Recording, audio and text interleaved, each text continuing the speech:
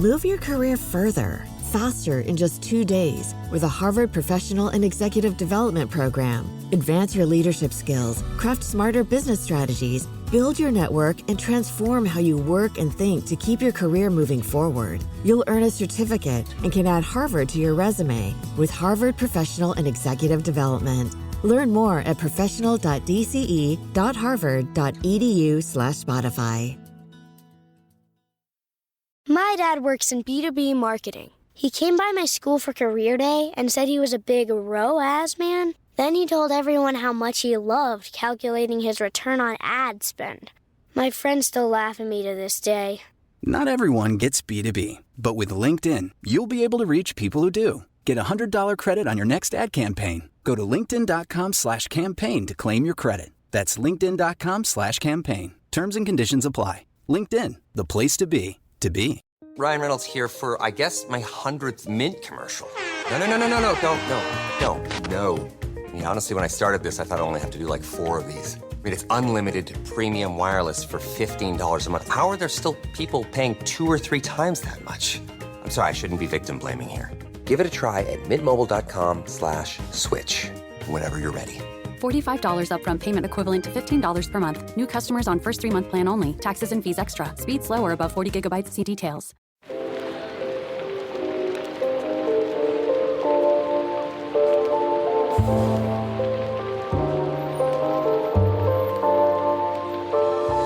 Welcome to Book Talk for Book Talk, a literary podcast where we've been deep diving into your favorite novels. This is Jack. And I'm Amy. And our listeners love to share their thoughts and theories via email and voicemail, so we're sharing them via our weekly mini episodes. The views expressed by the hosts and listeners are entirely their own and in no way represent the thoughts or intentions of the original author. This podcast is a discussion shared to spark thought and conversation on the characters and themes of this novel. Spoilers may be discussed with or without warning. Explicit language, as well as themes of sex, violence, abuse, death, and depression, will recur throughout this podcast. Listener discretion is advised. Welcome to our mini episode series. During each mini, we'll be reading listener feedback and theories, as well as discussing all things Sarah J. Maas, including her ACOTAR, Crescent City, and Throne of Glass series. This theory is from Isabel.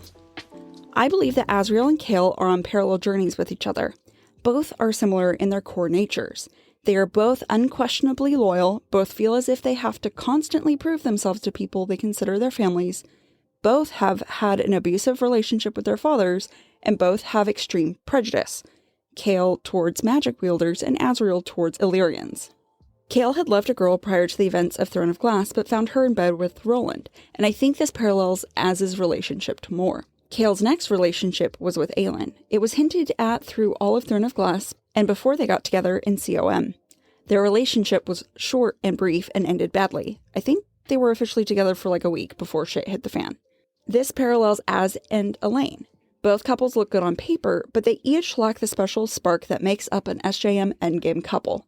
They end up being worse for each other because their personalities are both too similar and they enable each other's insecurities. Azriel is overprotective to a fault. Look at his reaction to Eris at the High Lord meeting, his reaction to Elaine being used to help find the trove. This leads me to think that Azriel will go on a journey of introspection and emotional healing with the help of whoever is his love interest. So it's almost like podcast lore now that everyone knows that you haven't read Throne of Glass. Yeah, really. So none of that meant anything to you. No. But I will say, Chaol's a very controversial character. That I do know. And the fact that that they compared Azriel to Chaol, I'm like, ooh, controversial. But you know what? I see it. I obviously don't. I only know of Chaol kind of through TikTok. Yeah. Basically, it's two guys who have a whole lot of issues and pine after the wrong person. Mm-hmm. And what I will say that I felt like Chaol really did was male gaze Aelin quite a bit. Mm-hmm. And she was never who he wanted her to be. Yeah. In my mind. We haven't analyzed it, so, take that with a grain of salt. But I think that's the same way that Azriel is with Mor, Azriel is with Elaine, where none of the women are actually who he wants them to be. I could see that. And we have a couple more theories related to Asriel and Asriel's male gazing of Moore coming up. Oh my God, it's almost like I should read it. Oh my God. This next theory is from Isabel. In a recent reread of Achamoth and Akawar, the books that are supposed to be hinted at a potential romance between Moore and Asriel, I find it blatantly clear that almost all of their, quote, romantically coded interactions were just Farah projecting what she knew about the relationships onto Az and Moore. In Achamoth, she had just come out of her one long-term relationship, which happened to be with her and Tamlin. They were toxic to each other, and I think Farah saw a lot of herself in Asriel's dedication to Moore. I think she's biased towards a lot of Asriel and Moore's interactions, especially in Achamoth, off of how her relationship with Tamlin was, because that was all she knew about love at that point. Farah loved Tamlin too much and sacrificed everything for him. Her devotion to him under the mountain parallels Asriel's devotion to Moore. Then Tamlin did nothing under the mountain, while Moore never reciprocates Asriel's advances. The only time I really felt Moriel in Achamoth was when they were in Hybern and Moore was fighting for Asriel. But honestly, if anyone else in the inner circle were in the exact same position, I know she wouldn't act any differently. Many people feel like SJM coded Moriel to be endgame in Achamoth, but I think that actually it was just Farah projecting what she knew about love onto their interactions. I think this is so brilliant. Yeah. That Farah, because we see this happen a lot, that Farah's constantly trying to play matchmaker. Mm-hmm. And it makes sense that all of it is colored by whatever relationship she's in or just had and what little knowledge she has of what it means to be in love. Yeah, I mean, I'm trying to go back to our memories of season 1 when we were talking about Farah doesn't understand what love means or what it looks like, because she only understands love from a selfish point of view, because that's what she saw with her parents. Right. And just like Tamlin was selfish with Farah, that's with Farah, and that's what she knows of it. And I think that there's something to be said, Moore's extremely selfish with Asriel. She's not willing to cut him loose. Yeah. It's extremely selfish. Almost 500 years worth of this? Right. So obviously, therefore, Moore just doesn't understand her true feelings and is truly in love with Asriel. From Farah's point of view. Yeah, from Farah. Yeah. So Farah just sees wow, someone's being selfish. They must really love each other. Yeah, basically. This must be OTP. But Farah was also just a dirty little pot stirrer too. Oh yeah, she was. She is so messy. She was throwing Cassian in the mix too. Mm-hmm. I remember when I first read it, I just the inkling of a love triangle. But when you go back and read it, there was never even there's no love triangle there. That was Farah being Farah. No, it is for sure. She sees what she wants to see. Yeah. And she probably to some extent assumes everybody else gets a fairy tale. Uh-huh. Because she doesn't. Yeah. So therefore, they all must be in love with each other. Yeah. They just don't know how to resolve their feelings. Honestly, this is the most relatable part of Farah. Honestly, yes. Yeah. I feel it. This is hitting. We're just talking about her, but I'm also slowly putting a mirror in front of myself. I'm oh. Be wow. Is that me? Are we talking about ourselves now? Am I Farah? Did this just turn depressing? Fall has officially started here in Los Angeles, and that means we finally get to do fall activities. I have been counting down the days for when I can go to pumpkin patches, maybe even hit up an apple orchard, and I get to do all of it looking super cute in my Quince boyfriend sweater.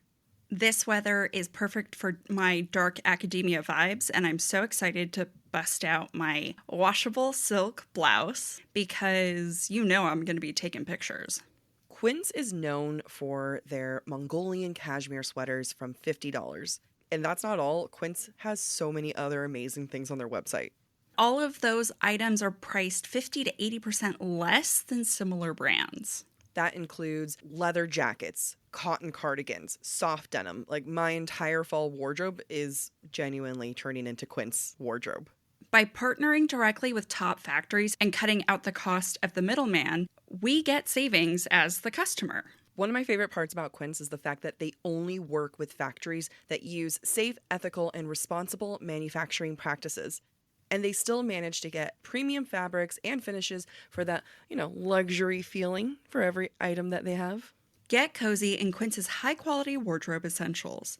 Go to quince.com/booktalk for free shipping on your order and 365-day returns. That's Quince, QUINCE.com/booktalk, BOOKTALK, to get free shipping and 365-day returns. That's quince.com/booktalk. Move your career further, faster in just 2 days with a Harvard Professional and Executive Development Program. Advance your leadership skills, craft smarter business strategies, build your network, and transform how you work and think to keep your career moving forward. You'll earn a certificate and can add Harvard to your resume with Harvard Professional and Executive Development. Learn more at professional.dce.harvard.edu/Spotify. This email is from Kirsten. So I have some thoughts about the way Rhysand treats Feyre while under the mountain. We all know Rhys is morally gray, but I think he was more intentional in his treatment of Feyre than people give him credit for. Specifically, this theory is about why he twists the bone shard in her arm to intentionally cause her physical pain. While it can be argued that he simply didn't love Feyre yet, I think Rhys is doing it to protect both himself and Feyre from the Damati of Amarantha's court. We know Amarantha controls Damati because they are the ones who shatter the minds of the Winter Court children. We also know that Feyre has no mental shields at this point, and she pretty much just blasts out her inner monologue through a bullhorn. If Rhys was treating Feyre with too much kindness or sympathy, there's a good chance that Feyre would broadcast that with her thoughts to all of Amarantha's Damati. Additionally, we know that fairies can scent fear. I think that Amarantha and her court would have become very suspicious if Feyre's scent did not convey fear when around Rhys, or worse, showed her attraction toward him. Call back to Room's, quote, reeking of sex in later novels. I think Rhys intentionally hurt Feyre so that she would continue to have thoughts revolving around him being a prick who intentionally caused her harm, keeping up the facade that Rhys had been playing for the last 50 years. I think it was all part of a greater plan to not only protect himself and the image he had curated, but Feyre as well. So at the start of this email, they did a great job. They, presented their thesis at the beginning. Mm-hmm. And I was ready to be like, okay, sure, we'll see.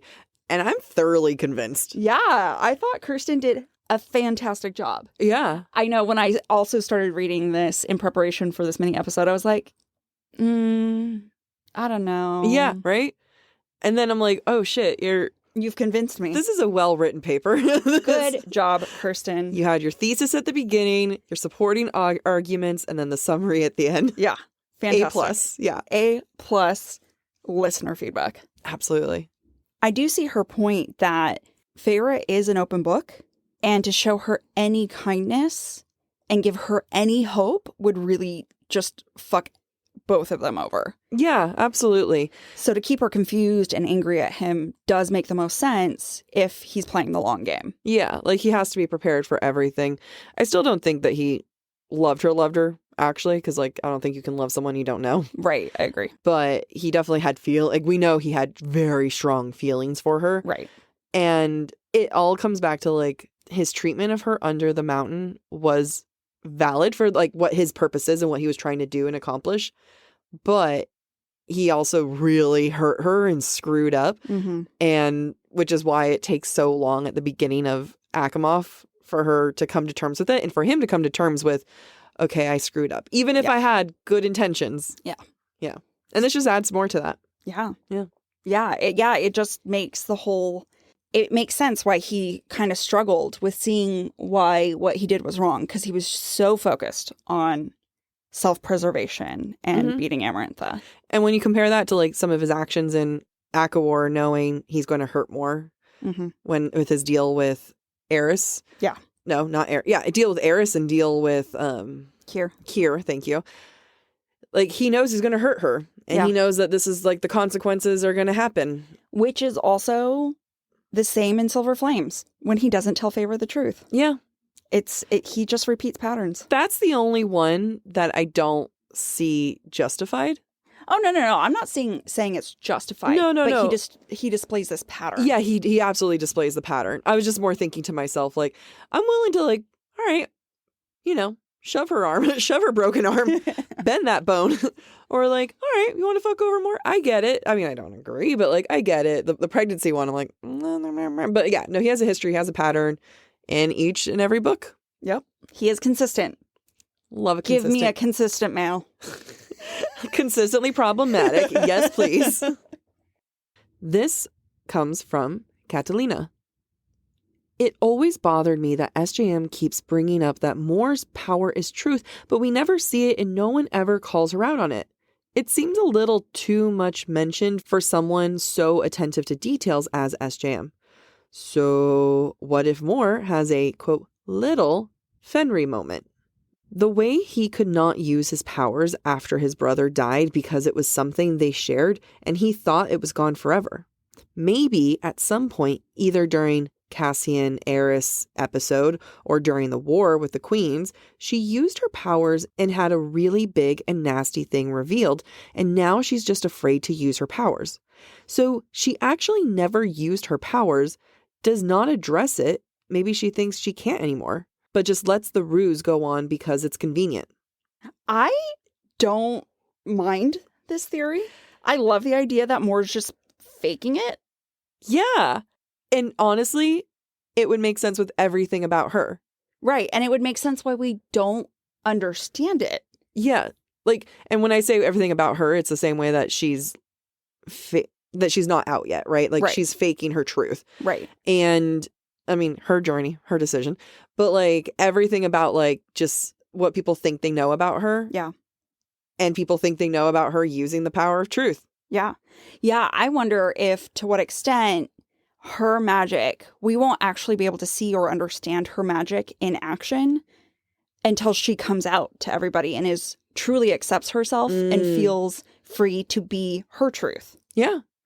I wonder if, remember Eris kind of like does a threatening thing, like, you don't even know what actually happened. What if she does? Her power's truth. So this like huge, big traumatic, because they're saying like, what if they're like Moore had this one particular instance that was so traumatic that she doesn't even want to touch her truth again? Yeah. What if it's the truth of like what actually happened behind the scenes with Eris and Baron and her being attacked and everything? That would be interesting. Yeah. I mean, we all know my theory. I have no basis theory that Moore and Reese's sister were in a relationship, and I love it. And though. But Reese's it's also weird because dad. they're cousins. Yeah, distant though. Distant. Like fourth cousins. Yeah, it's fine. It's cool. What's legal? Sixth cousins? Yeah, no, yeah, totally. She's blonde. She's brunette. Like, yeah, totally different. It's fine. One has wings.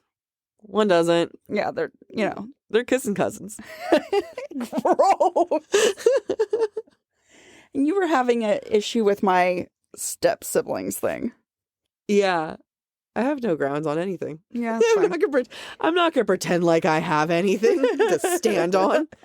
But Hey, I'm Ryan Reynolds. At Mint Mobile, we like to do the opposite of what Big Wireless does. They charge you a lot, we charge you a little. So naturally, when they announced they'd be raising their prices due to inflation, we decided to deflate our prices due to not hating you. That's right. We're cutting the price of Mint Unlimited from $30 a month to just $15 a month. Give it a try at mintmobile.com/switch. $45 upfront payment equivalent to $15 per month. New customers on first 3-month plan only. Taxes and fees extra. Speed slower above 40 gigabytes. See details. we have more to this email. So I'm going to read them more. But it's not about more. That's right. Also on Vansera. So if it were really to split it apart, extra read into it, Vansera of the greenhouse, as you said, Vansera of the evening, sometimes night. Sarah is evening in Italian. Vansera, those are three words there, of existing sun. I know, super big stretch, but they come just to mind and I had to share. Sir is being, existing in some Latin languages, and Ra, the god of sun. I thought this was really, really brilliant. I do too. So for our listeners, Vansera of the greenhouse is Lucian's last name. Right. And it's spelled Serra. And then there's Vansera with Sera, which is of the evening. And then Van Sera, which is SER space RA. It's brilliant. Yeah, it's splitting hairs, but it's amazing that all three of those things can be achieved. Look, I've got enough split ends to split these hairs, and I agree. I think it's brilliant. I think it's great. And you know what? Every single one of them, to me, proves Elaine. I'm not disagreeing with you. Yeah. I'm not disagreeing with you. It's also cool that kind of his parentage might be hidden in his name. His parentage, yeah, totally hidden in the name, which is the same thing with Darth Vader. Yeah. Right? You're right. Good job, Catalina. Good job. We have another email from Isabel. Oh. I was listening to season 3, episode 5, and had some thoughts. You mentioned that the first rational decision Feyre makes regarding a political decision is when she spars with Aerys and his brothers in the Winter Court. I want to argue that Feyre was thinking big picture politically for the first time because Cassian and Azriel are there watching her. They are members of her court, and seeing them may be the spark that reminds her of the bigger picture and give her clarity in that moment. Feyre has been in a fog of vengeance while in the Spring Court, and seeing the people she did all of this for reminds her of what is important and what they are ultimately fighting against. Remember, the last time Feyre saw Cassian and Azriel, they were on their deathbeds. You mentioned that Feyre values a die-for-me loyalty, and in those last moments she was with them, they were both on death's doorstep. Feyre is finally in front of people she respects, and that may be what causes the switch in her mind from magic first to political first. Yeah, I could see it being like a shock to the system. Mm-hmm. Kind of like, oh, they're here. Put on my high lady cap on. Yeah, of just like reminding herself of who she is and not this kind of like feral creature out in the Spring Court wreaking havoc. Feyre is just like this wild feral beast. Honestly. In the autumn court, like there's already like rumors and lore about her. Like they say that this wild beast steals apples. And she takes away your magic. She takes your magic by leaving the apples and takes more apples. We don't understand what's her in her apples. So we don't grow apples anymore. Now we're all poor and destitute and bankrupt because that was our only export. Are we evil for laughing at that? We just maniacally laughed. I don't know. We just had a maniacal laughter moment. So she's feral, yeah? Yeah, she's feral. Oh my gosh. What were we talking about? Sorry, Isabel, right back down to you. Yeah, I agree. Like, it was a shock to the system. She got to see the two people that she thought were dying. It's a shame that it doesn't stick to her system. No, yeah. For a long time. For a long time. Thank you for listening to this mini episode of Book Talk for Book Talk. We encourage you to rate and subscribe to our show on your preferred podcast listening platform. We would love to hear your thoughts based on today's conversation. You can submit your comments to our form at booktalkforbooktalk.com or via our Camflare voicemail system. Please visit booktalkforbooktalk.com for more information. You can also follow us on TikTok or Instagram at the handle Book Talk for Book Talk. Bye!